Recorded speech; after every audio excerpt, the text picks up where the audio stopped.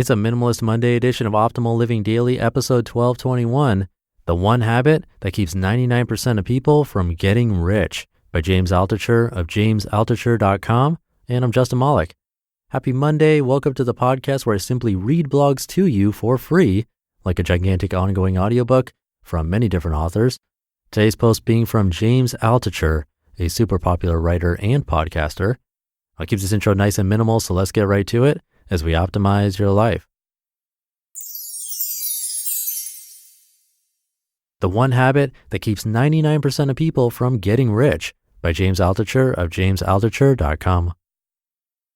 I said yes to speak at a conference a few months ago, and then I ghosted them. I didn't show up. I didn't tell them I wasn't going to show up. I thought I wanted to go, but what I really wanted was to be asked.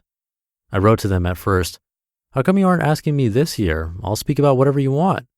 So the main guy wrote back, "Great, we thought you didn't want to come. Be the keynote speaker, speak about whatever you want." And I wrote back, "Yes, thank you." As it got closer, I regretted saying yes, but I was afraid to tell them. I didn't know what to do. They kept writing me and I didn't write back. Tomorrow, I kept telling myself, tomorrow I'll figure it out. And then I just didn't show up. I have no idea what they did when their keynote speaker without any notice didn't show up. I was afraid to say no, to disappoint. I'm the author of the Wall Street Journal bestseller, The Power of No. Buy it for all your friends. I'm a horrible human being. I was a freshman in college and going into my dorm when some guy I didn't know yelled out his window, "I just had..." I thought he was a jerk, because he was a jerk, but also because I was jealous of him. I had yet to kiss a girl and I was 18 and in college. It was wintry and snowy and cold, and I was only angry at everyone.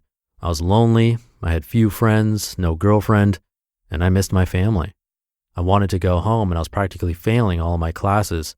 Years later, I was a computer science major at my first job. I even had to take remedial courses in computer science, although I had been an all-A student at CS and even went to graduate school for it, because college had taught me no real-world skills. I wish I had said no to college. I said no to speak at a conference the other day. N-O. This is a big deal for me because I wanted to be asked to speak at the conference. I wanted it. Some part of me was egotistical enough to think, I better be asked to speak at this conference. And they did. The conference is in March. I had spoken there in prior years. Why weren't they asking me back? But they did. And I was happy. They asked me. They chose me. My ideal day is sitting at home, reading, writing, a few phone calls with friends who are often business colleagues, writing my ideas down, and maybe performing comedy so I can improve. Or maybe playing chess or cards so I can improve, playing in a poker game with President Clinton next week. Or maybe watching a funny TV show. I just saw a video which said poor people don't watch TV. F you. I watch TV and love it. I encouraged my kids to watch TV when they were little. Why not be exposed to 30,000 stories so you can learn from them and have safe ways to experience high-stakes situations without having to live them? So after I was asked to speak at this conference, I had a problem. I don't want to ghost conferences anymore like I did with my friends earlier. I don't want to do that anymore. So I should never have wanted to be asked in the first place. But they asked, and at first I said yes, and then the next day I said no. Okay, they said, and we all moved on. The ultimate cheating sheet for saying no. And by the way, I wrote the world-famous Wall Street Journal and USA Today bestseller, The Power of No, because I'm supposed to be such an expert on no. This is such a crock of BS. I am the worst at saying no. How did I get that book deal? The publisher called me and said, "We will let you write any book you want." So as a joke, I said, "I'll write The Power of Now, a bestseller by Eckhart Tolle, but without the W." "Yes," they said. So I went on a journey. How to say no. Don't read the book. Now I'm a little better, and being a little better goes a long way. The 3-step guide for saying no. Intro. When you can check these 3 boxes, you'll be able to say no, knowing you are really saying yes to other opportunities in life. You are saying yes to yourself. Yes to the sacredness of a single day on this earth we are lucky enough to live on. And yes to opportunities you didn't know existed until you said no to the things that will waste you away.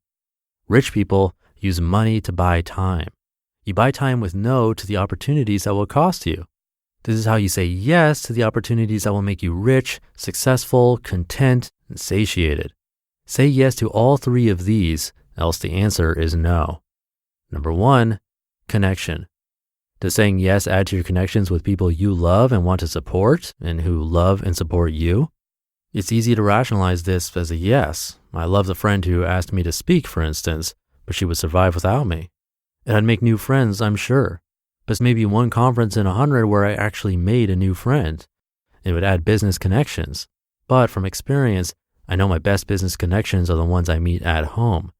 And in the time it takes me to prepare, travel to a new place, I can be working on my already strong connections here. The best new connections are your old connections. Number 2, mastery. Does saying yes improve me at a skill? I love getting new skills. I love getting better at skills I love. For instance, perhaps 15 years ago, agreeing to speak would allow me to improve my public speaking skills.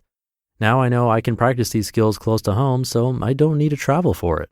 Heck, I've even tried public speaking on the New York City subway in the worst possible conditions just to improve. I'd rather do that than travel 2,000 miles to speak for 45 minutes.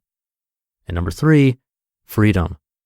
Will speaking at this conference allow me to increase the number of decisions I make for myself each day instead of someone else making for me? This will rarely be the case unless I'm making a lot of money from speaking or greatly increasing my business connections, which is unlikely. I've said yes to quite a bit of speaking. Talks at Google, for instance, which satisfied all of these. TEDx San Diego, which satisfied all of these. Talks at Amazon, LinkedIn, Adobe, other conferences being held by my good friends. And today's no, I had to deliver to a good friend. But I know her audience is not one that I am interested in or would add to my connection, mastery, and freedom. So it's a no. Particularly adding in the fact that 2,000 miles of travel makes me skip writing, podcasting, business for 3 or 4 days, reducing my future freedom and my other obligations to mastery and connection. So no. And finally, a quote I've long stolen from my friend Derek Sivers, but now I'm giving him full credit. If it's not a yeah, it's a no.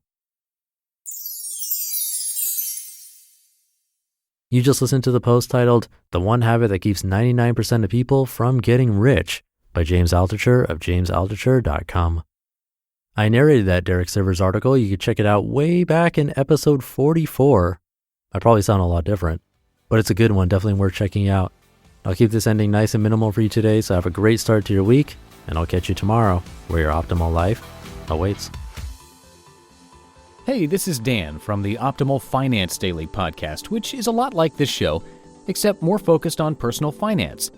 Justin handpicks the best posts he can find from blogs and authors like Ramit Sethi, Mr. Money Mustache, and more, and I read them to you 5 days a week. So if you enjoy this podcast, come on over and subscribe to Optimal Finance Daily too. And together, we'll optimize your financial life.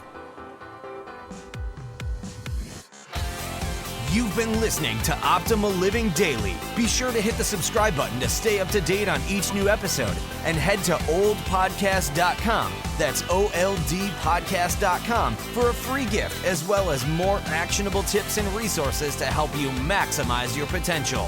Thanks for joining us, and remember, your optimal life awaits.